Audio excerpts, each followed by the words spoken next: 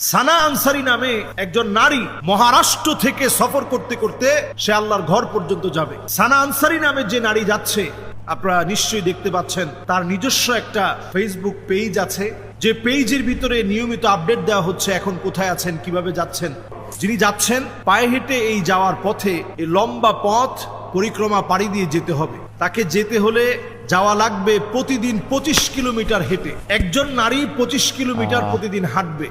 একা একা যদি এই পথে সে হাঁটতে থাকে, নানা রকমের বাধা বিপত্তি আসতে পারে। কোন কোন জায়গা তাকে পার করতে হবে একটু চিন্তা করেন। তাকে পার করতে হবে গুজরাট, রাজস্থান, হরিয়ানা, পাঞ্জাবের ওয়াগা বর্ডার পার হয়ে পাকিস্তানে পৌঁছাবে। এরপরে সেখান থেকে ইরান, এরপরে ইরাক, এরপরে কুয়েত পাড়ি দিয়ে পৌঁছাবেন সৌদি আরবে। এই হচ্ছে তার পথ পরিক্রমা। একজন নারী এত লম্বা পথ যদি পাড়ি দেয়, তার সাথে যদি মাহরাম না থাকে, আপনার হজ আল্লাহ রাব্বুল আলামিন কেমন করে কবুল করবে?